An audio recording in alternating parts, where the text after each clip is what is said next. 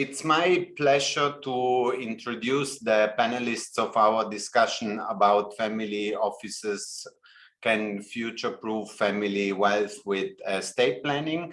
We have today with us Suzanne Lauritzen. Suzanne is a Swedish tax lawyer resident in Switzerland, specializing in international taxation, wealth structuring, governance, and succession planning. Suzanne has over 20 years of experience in advisory and multifamily offices obtained in Sweden, France, and Switzerland. We also have with us today Marc Blumenfeld. Marc is the founder and managing director of Alithis, a Swiss compliance, regulatory, and legal services provider specialized in the trustee and corporate services area. Marc is a Swiss attorney with over 10 years of experience in wealth planning, trustee, and corporate services, working for law firms, independent and bank-owned trustees. And finally, welcome to Gregor Feichtinger, who is the co-founder of Orca AG, a modern wealth and asset administration software that provides a secure, intuitive way to store and share sensitive financial information, and that facilitates productive discussions on wealth structuring, tax compliance, succession planning, family reporting, and more. In this panel discussion, we will cover four main areas. So the status quo, where do family offices stand with estate planning? In a second part, we will look at their governance frameworks. Then in a third part, at specific solutions. And finally, I will ask our experts on the panel for their outlook and recommendations. Suzanne, you held leadership positions in multifamily offices, and investment-related services are still at their core. What's your view on their current positioning for estate planning? Thank you, Marcus, for the question. And just to say, I'm very happy to be here. First of all, saying investment-related services, we can, of course, mean different types of investments because the wealth of a family consists of different types of capital. We often mean or suppose financial capital, but we can also talk about investments in human capital, the personal developments of family members, or we can mean the social or societal capital with focus on responsible investments, ESG, and philanthropy. So, of course, the investment-related services will depend on which capital or wealth we're talking about. But for now, let's focus on services related to the financial capital and with the tax advisor's hat on. So here, I'd like to point out two reasons why such services are really important. First, in order to give proper and specific estate planning advice, both of tax and legal implications and for suitable structuring, we need a reliable inventory to have a complete overview and full understanding of the financial wealth. And therefore, the provision of easily accessible and up-to-date information of the investments, for example, valuations, historic transactions and performances, is essential. And this is not only for the advisors. More and more often, we also have the owners that wish to have direct access to this information. And secondly, another very important service relates to the risk management and compliance. So one of the major challenges today for families is the complexity of cross-border tax issues and the risk of unintended or unforeseen tax issues. And this is, of course, something that we want to avoid passing over to the heirs. Gregor, since your technology is used by single family offices to visualize complex wealth data, how do you see this playing into estate planning? In your view, are single family offices placing enough importance on the topic? Thank you also from my side, Marcus, for participating in this panel discussion. and for your questions. Maybe to start, let me answer maybe your second question first. Coming in, like, historically, estate planning was something that most family offices outsourced to external parties outside of the office, and though information and documents were mostly not centrally available. On top of that, family offices were not always set up very professional. We see that this is still the case in a lot of family offices, and simply because their main focus is still asset management and family reporting, and less estate planning. However, there are more and more offices focusing on estate planning, especially with the opportunity of having all relevant data digitally available, and being able to implement estate planning tools much faster and easy. To your first question, when it comes to how technology can play into estate planning, I would say that the main advantage of technology today is not yet the automation of establishing a final and compliant estate plan. The main advantage is the part that technology can perfectly help as a framework for collecting, structuring, and evaluating information in a consistent manner.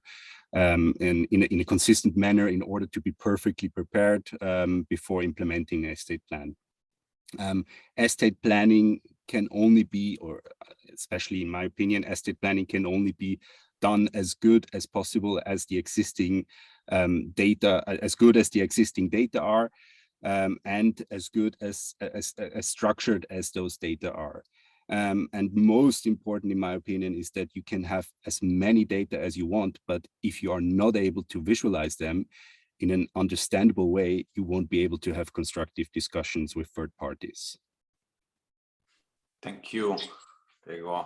Marc, you advise multi-family offices on their regulatory requirements. What's new on the regulatory side for Swiss multi-family offices, and where do they stand concerning estate planning? Many thanks, Marcus, and welcome also from my side. Pleasure to be here on this distinguished panel. Yes, on the Swiss regulatory side, there is quite something new. There is a new license requirement for portfolio managers and trustees, that is professional trustees and professional portfolio managers, which would usually multifamily offices be qualified as. This means that the multifamily offices based in Switzerland will have to check what their activities are, and if their activities actually are now falling under the new Swiss regulation, and by that potentially supervised by FINMA. So from a strategic perspective, this is a key assessment to make, and also to decide if you want to continue to do now such activities that are now regulated, which will come with an additional burden. So this should lead probably to a very conscious make or buy decision, segregating the activities of the family offices into regulated and non-regulated activities, and maybe outsource parts of that. So the activities that are regulated, just very quickly, are related to trustee services, where you manage trusts, where you dispose of third-party assets as a trustee. And the same applies for disposing of third-party assets as an investment manager. So meaning if you have a power of attorney on an account and trading on portfolios, these will be regulated activities. As long as you stay on the advisory side, you will not be subject to the new regulation there. That brings us to the topic of governance. Suzanne, in my presentation, I highlighted the importance of governance for families and family offices. How do you draw the arc from governance to estate planning when advising families and their family offices? Well, I strongly promote a holistic approach to estate planning, where both the technical and the personal dimensions are considered. So the governance process is a really good way to do this. It gives a structure for discussion, for decision-making and organization. And the estate planning should follow the same process, focusing on purpose, principles, and practice. So starting with the purpose, it's important to identify the values and visions that should guide the estate planning and ownership strategy. So what's the view on the purpose of wealth? What should it serve? Imagine, for example, that one family member thinks the wealth should ensure continuous prosperity of the family business, but another thinks that the wealth should provide individual freedom. And for another, the wealth should serve others in need. So understanding the views on the purpose of the wealth will give good directions for the estate planning. And the second step is the principles. So it's about how the family wants to function together upon the transition of wealth. Who should be involved and how should they handle situations where they have different interests and don't agree? Take, for example, a family vacation house. Where the parents have assumed that all their 3 children are really attached to the house and attributed shared ownership to them. But in reality, perhaps only one of the children has a personal interest to the house. Another wants to keep it but rent it out for financial purposes. And the third prefers to sell it and purchase something else. Having principles for how to handle this, how to take the decisions will be very helpful and can avoid at least lock-in situations. And if we have these aspects in mind, we can provide for the necessary flexibility and a suitable structure in the third step, the practice or the implementation of the estate planning. So in summary, integrating governance principles in the estate planning really gives the best chances of success. Thank you, Suzanne. Marc, when collaborating with professional trustees, how can family offices contribute to estate planning? Which functions can family offices cover, and how does this play into their overall governance? Yes, that's an interesting and complex question. So if we talk about professional trustee, we're assuming that there is a trust involved somewhere. And apparently the family office has decided to outsource the trustee function to a professional trustee. So the governance topic here becomes immediately a trust governance topic. So the question is, what is the value that the family offices can provide for the trust itself? And the typical one here is, of course, investment management, and the family office may work with the trustees to be integrated in the trust structure on the investment management side, something that the trustee is often happy then itself to outsource to the family office. But you were specifically asking about estate planning, and this, as I understand it, is really an advisory function. And here the trustees, again, the professional trustees regularly are happy to rely on advice from outside and not so much become involved with the actual estate planning. So the decision to use a trust as an estate planning instrument is not something the trustee, the professional trustee, could or should potentially really promote, because he has his own interest at stake there. And therefore, it's prudent from a professional trustee to rely on somebody else to make the assessment whether or not the trust is actually the appropriate tool to be used for estate planning purposes for this family. So in this sense, the cooperation between the trustees and the family offices should be very close, because as part of this advisory process, the actual functioning of the trustee should also be taken into consideration to make sure that the solutions chosen by the family office are actually something that trustees are comfortable to implement. And therefore, the trustees should probably already take part in the advisory process and make sure that the facts and assumptions based on which the advice is given are actually sound as far as the future trust is concerned. So in this sense, the collaboration should be very close, already in the estate planning phase, so that the trustees are really happily taking on the trust and are then also running it on a continuing basis together with the family office. Thank you. Gregor, gathering and visualizing data can foster the discussion about governance. How can family offices formalize their communication and decision-making by using technology? Yes, I think, first of all, I believe that the technology can ensure that data for estate planning is consistent, kind of trustworthy and not misused. And if technology is implemented correctly, it enables not only a standardized and formalized way of getting data into a system, it also enables collaboration between family members and, even more important, employees in a very efficient and transparent way. For instance, tasks for missing documents, e-signatures, etc., can all be assigned with one click to specific people internally or externally, and everything can be tracked via audit logs, which obviously also enables certain security standard. When it comes to decision making, software can definitely help, as it enables others to be faster, up to speed about the specific wealth situation, and it enables to share information or request information in a very structured process. So in total, I believe that implementing the right technology empowers families to meet governance challenges much better and more efficient.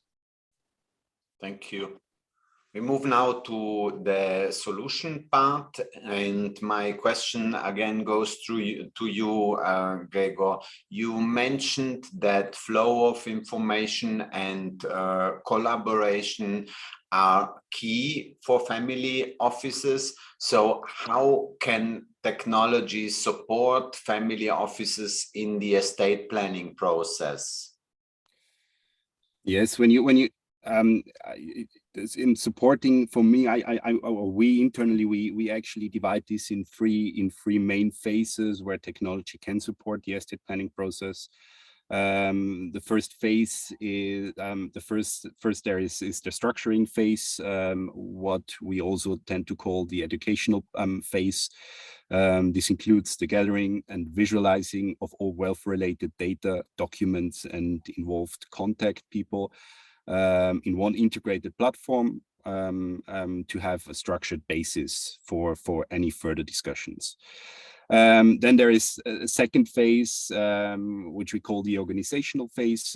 As soon as data are in a system, the software can help the client with automated completeness checks for any existing gaps within the data set. Those checks can be related to very specific documents, for instance. They can be related to missing valuations for investments, for real estates, or they can be related to certain compliance requirements which are missing. And the last phase, which I already mentioned also in the previous question, is the collaborational phase, the collaborational part. This means having one centralized and secure system available where family members and employees can assign tasks to each other or share information, such as documents with third parties, with one simple click. Suzanne, when working with multifamily offices, what can wealth owners expect for their estate planning? Which services and solution should they precisely aim for? Well, of course, it depends on the family's needs and interests. But I would say that apart from the services linked to the financial wealth, they should aim for an estate planning service that also assists with the human and social dimensions. The main challenge for families is actually often efficient communication. So the families may need help to facilitate the discussions and to be guided with the important questions to treat, to listen to each other's perspectives and motivations. So to make sure that the estate planning isn't based on unspoken expectations and assumptions. And the second challenge is often preparation to take over the wealth. So also services of coordinating or providing education or training of the future owners is important. And some families need specific services such as expertise in impact investments or for a philanthropic project to be guided in how to put their vision and mission into action in a concrete way. Then, as we know, family offices differ very much in their service offer as such. Some include asset management, wealth management, others provide also tax and legal advice, others limit the services to financial reporting and administration. And be it under the same roof or in cooperation with external experts, I think the important thing is for the family to benefit from coordinated services and from people with an understanding of the whole picture, so that the solutions can really be aligned with the specific needs of the family. Marc, regarding solutions, there's a growing interest in private trust companies. Do they match with single family offices? And which role can single family offices play in implementing tailored PTCs? Indeed, PTCs are frequently coming up now also here in Switzerland. And I think they're interesting option, but it should not be underestimated because the PTC is still going to be the trustee. And as such, it will have to live up to the expectations and to their legal obligations owed to the beneficiaries. So where a family office is actually exercising the trustee function, be it in a legal formal way or be it de facto, then it's actually a PTC if it's only a single family office. It's interesting then also for the family office not to be the PTC itself, but to actually create a special purpose vehicle, ideally equipped with some substance. And in this respect, the family office can take an important role in actually doing the structuring and the planning part, again, on an advisory basis, but then also maybe by recruiting suitable experts to be acting as directors or as managers of the PTC, or also then as an outsourcing partner to the PTC for certain things the PTC may seek to outsource, for example, IT, or also investment management, again, assuming that the family office is likely to deal with investment management issues.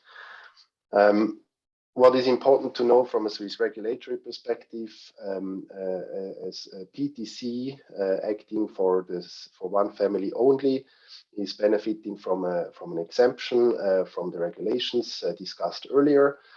So it might be possible to opt out of prudential supervision by FINMA and to be only subject to AML regulation, even though some PTCs might still want to be actually regulated and choose not to use this exemption because they want to be seen as a properly set up trustee, which is important, for example, when opening a bank account and similar things. With that, we come to our last part of questions for our expert panel, their outlook and recommendation. Suzanne, you advocate for including family members and conducting open and honest discussions about values and vision for the family. What do we need to see from multifamily offices to enhance their estate planning approach? Well, holistic approach.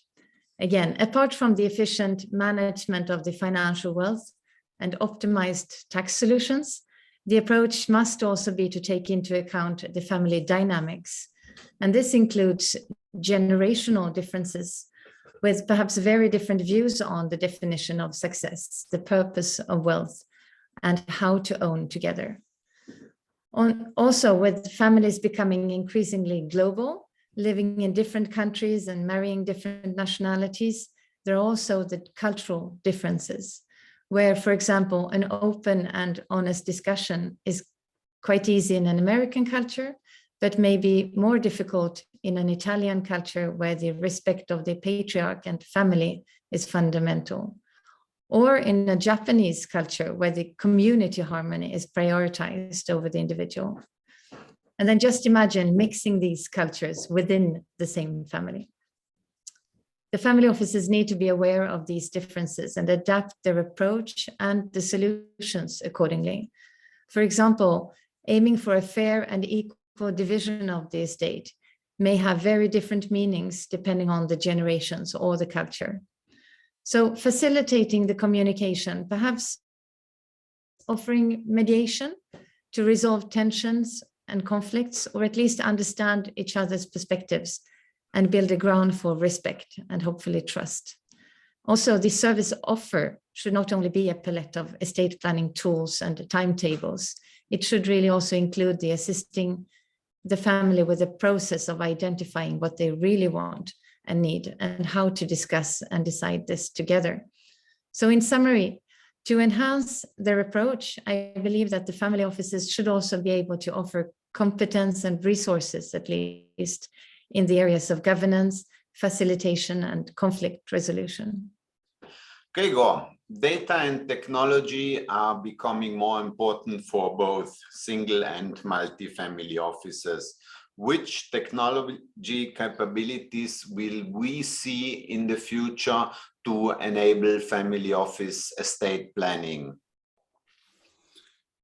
I think first of all, remote collaboration will stay, and so will the need to centralize workflows via technology.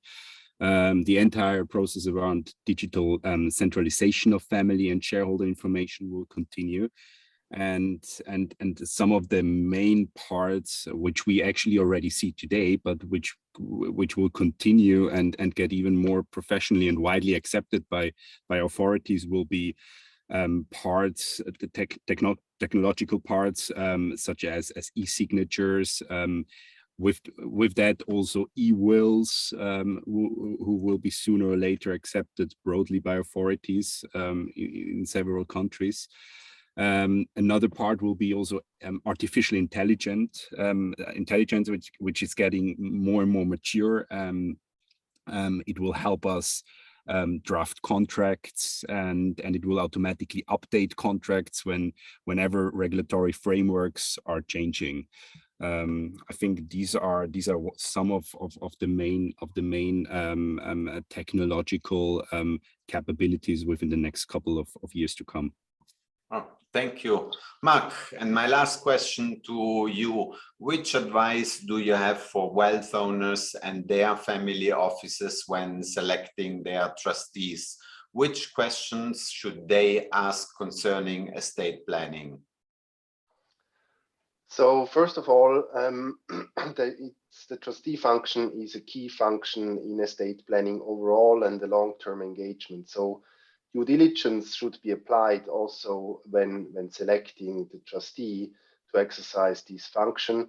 And this is, for example, much related today to make sure that the trustee is on top of the latest regulatory developments and is able to properly perform the reportings, for example, for CRS and tax purposes, in order to avoid unexpected mail from tax authorities, for example, that nobody can answer and nobody likes particularly to have.